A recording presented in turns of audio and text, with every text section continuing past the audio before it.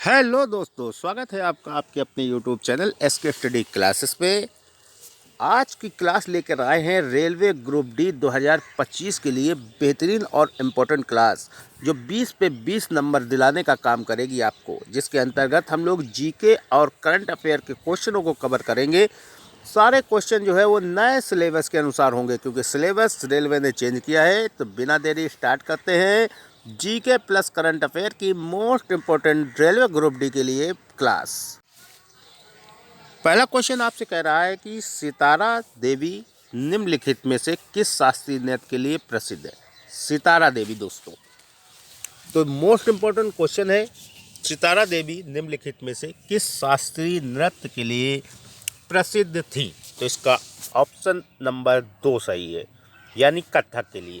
सितारा देवी जो है वो कथक नृत्य शैली के एक भारतीय गायिका एवं नर्तकी थी। उन्हें संगीत नाटक अकादमी पुरस्कार 1969 में तथा पद्मश्री 1973 में और कालिदास सम्मान 1995 में मिला था। मोस्ट इम्पोर्टेंट क्वेश्चन है।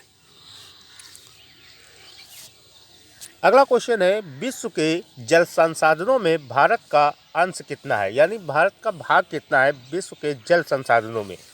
तो आपको याद रखना है, इसका ऑप्शन है 3, यानी 4%। विश्व के जल संसाधनों में भारत का अंश जो है वो 4% है। भारत में विश्व की 18% भी जो है आबादी निवास करती है, लेकिन जल संसाधनों केवल 4% भाग भारत के पास है। आगे देखिए, अगला क्वेश्चन आपसे कह रहा है कि फरवरी 2022 में मुंबई के मालाबार हिल में राजभवन में नए दरबार हाल का उद्घाटन किसने किया। तो याद रखना है, रामनाथ कोविंद ने। ये राष्ट्रपति थे रामनाथ कोविंद, इन्होंने ही उद्घाटन किया था। आगे देखिए, अगला क्वेश्चन आपसे कह रहा है, निम्नलिखित में से किस शासक ने सुंग वंश की स्थापना की थी। मोस्ट इंपोर्टेंट क्वेश्चन है, सुंग वंश की स्थापना किसने की थी। तो याद रखना है, पुष्यमित्र सिंह। सुंग वंश 185 ईसा पूर्व पुष्यमित्र सुंग द्वारा स्थापित मगध वंश था। आगे देखिए, अगला क्वेश्चन,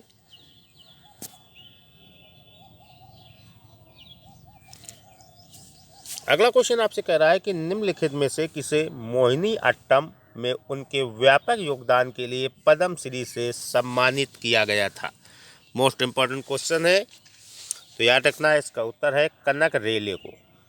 कनक रेले को मोहिनी अट्टम के प्रतिपादक के रूप में जाना जाता है। उन्हें 1990 में पद्मश्री से सम्मानित किया गया था। 1990 में पद्मश्री से सम्मानित किया गया था। अगला क्वेश्चन आपसे कह रहा है, भारत में औपनिवेशिक शासन के दौरान कृषि में ठहराव को किसके द्वारा स्थायी रूप से समाप्त कर दिया गया था। मोस्ट इंपोर्टेंट क्वेश्चन, याद रखना है, हरित क्रांति के द्वारा। हरित क्रांति के द्वारा समाप्त कर दिया गया था। औपनिवेशिक शासन के दौरान कृषि में ठहराव स्थायी रूप से हरित क्रांति से टूट गया था। अगला क्वेश्चन कह रहा है, नवंबर 2022 तक की स्थिति के अनुसार बसवराज बोम्मई भारत के किस राज्य के मुख्यमंत्री हैं। मोस्ट इंपोर्टेंट क्वेश्चन है ये, तो याद रखना है, कर्नाटक के मुख्यमंत्री।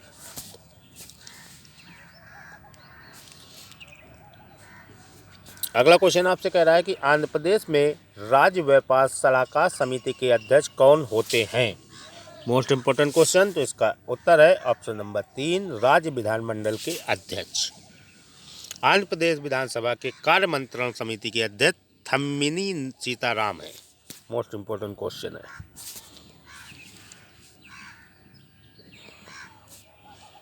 अगला क्वेश्चन कह रहा है कि जल का वैद्युत अपघटन का एक उदाहरण है। मोस्ट इंपोर्टेंट क्वेश्चन, जल का वैद्युत अपघटन का एक उदाहरण कौन सा है, ये आपसे पूछ रहा है। तो आपको याद रखना है, वियोजन अभिक्रिया।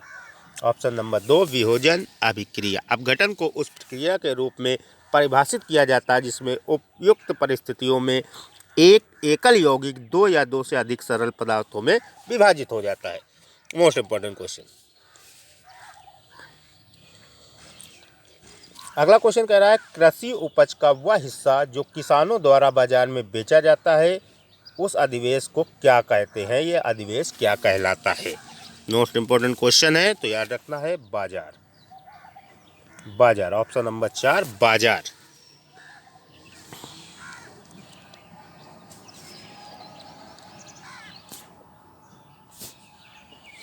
अगला क्वेश्चन आपसे कह रहा है कि क्रिकेट में जब नियम के अनुसार फेंकी गई गेंद बल्ले या बल्लेबाज को छुए बिना बल्लेबाज के पास से गुजर जाती है और उस गेंद पर रन बनते हैं तो वे रन के रूप में माने जाते हैं। किस रन के रूप में माने जाते हैं?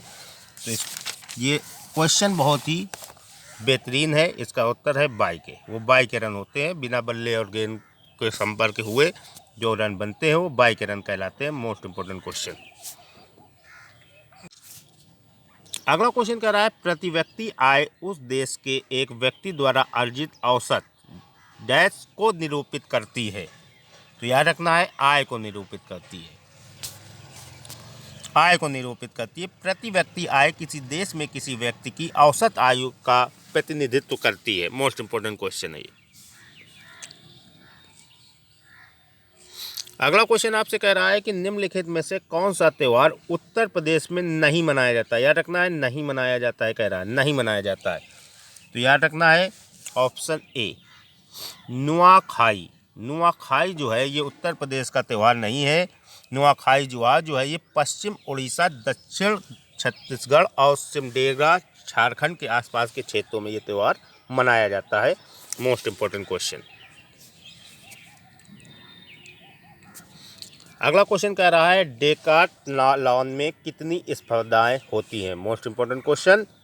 डेकाथलॉन में कितनी स्पर्धाएं होती हैं? तो याद रखना है 10। डेकाथलॉन की 10 स्पर्धाओं में 100 मीटर स्प्रिंट,